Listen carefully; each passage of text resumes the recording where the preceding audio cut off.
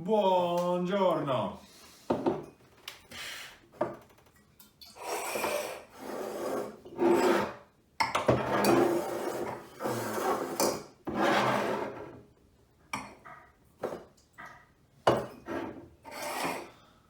Welcome back.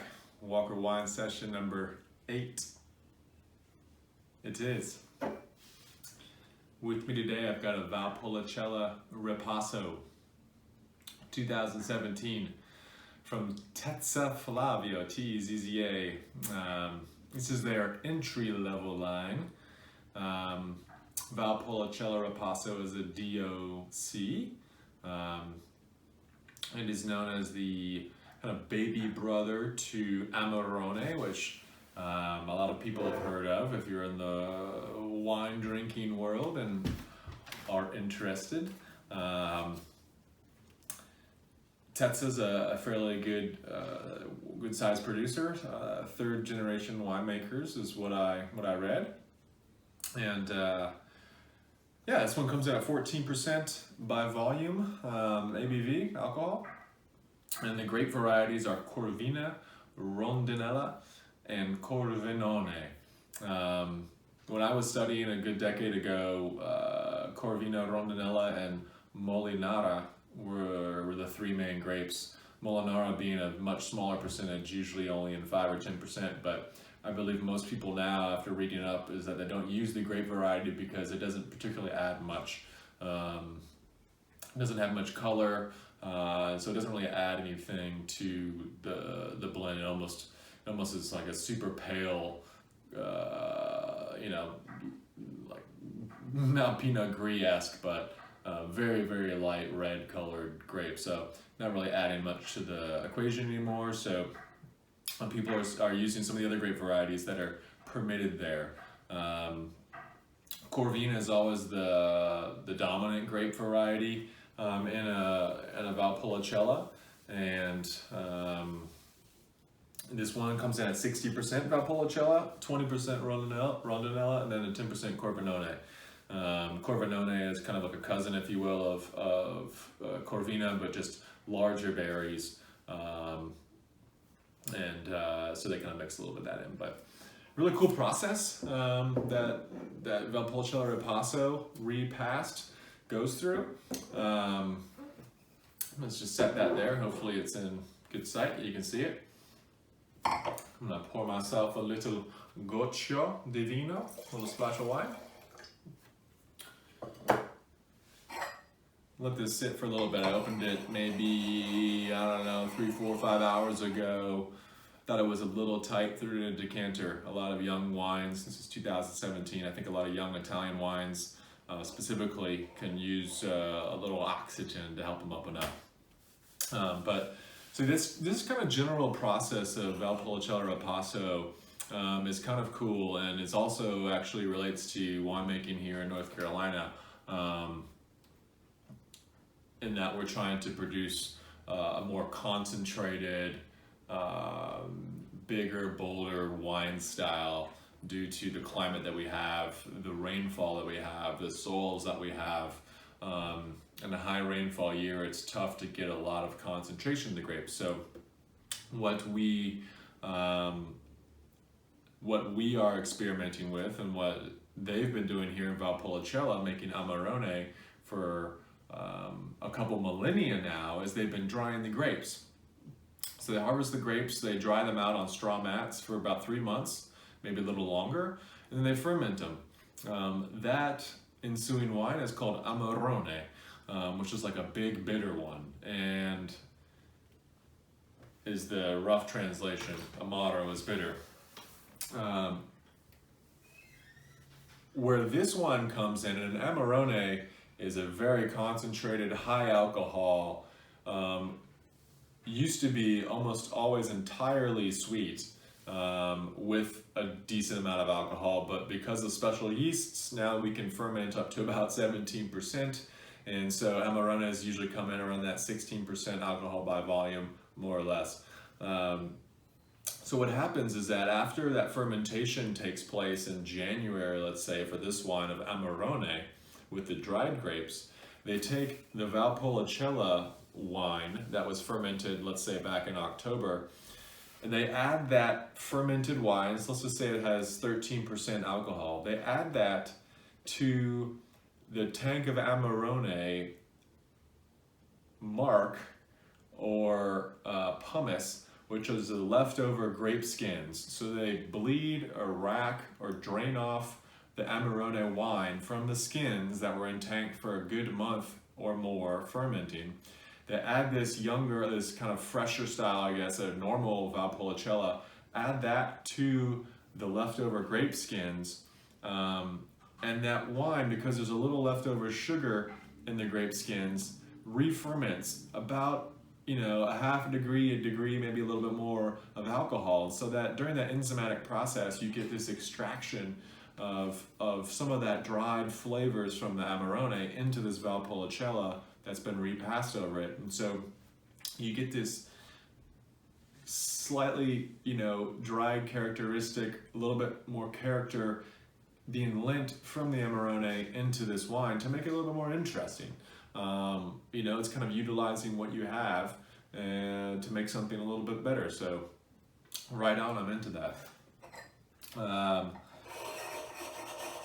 I really like Valpolicella. The area, the wines, Amarone, Ripasso. I think Ripasso wines are a great value and can really be quite all-encompassing with food pairings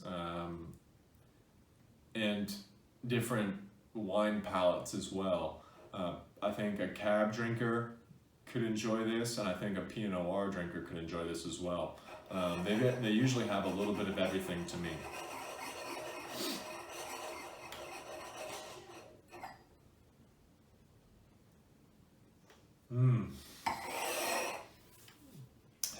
First nose, big fennel seed, kind of dusty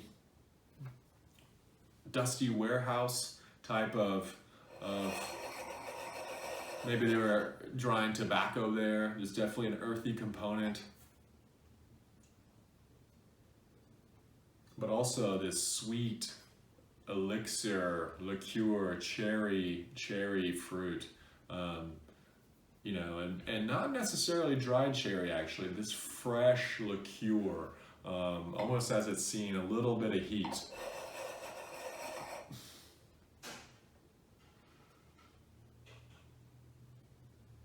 There's also some blue fruits. I'd say some plum, some prune.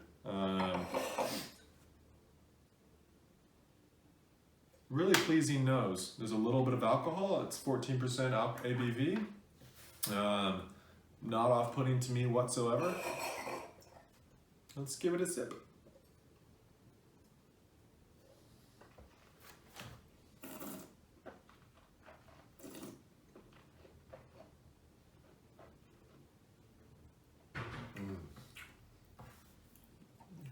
Delightful texture. Silky. There's some plush, velvety tannins. There's a nice acid backbone to pair with food. Medium bodied, medium plus bodied, round, but not cloying.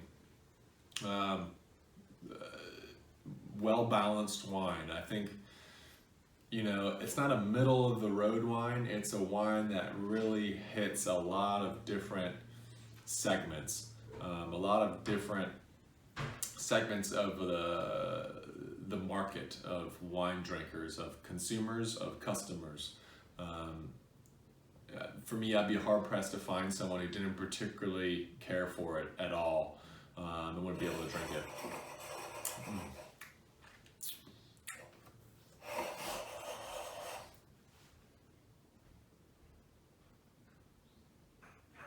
There's a little bit of reduction in the wine, so there's a little bit of this kind of, for me, I always, a certain type of reduction I associate with like a rubber tire. I think in this small amount right now is totally fine and adds a little complexity to the wine. If it were to keep creeping out more and more and more and more, might not be something that I'm super keen on. Let's give it another sip.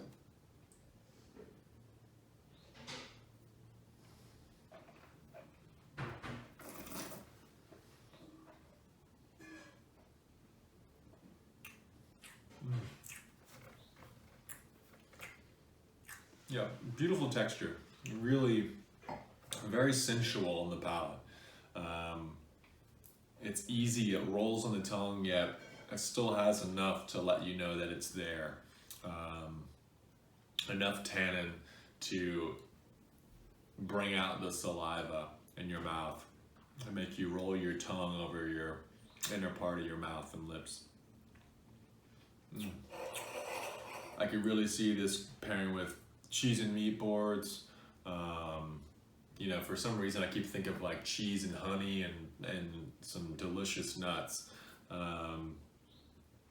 But also, I mean, beef on the grill, pork roast. You know, very versatile, I would think this wine would be, in my opinion, with a lot of food pairings.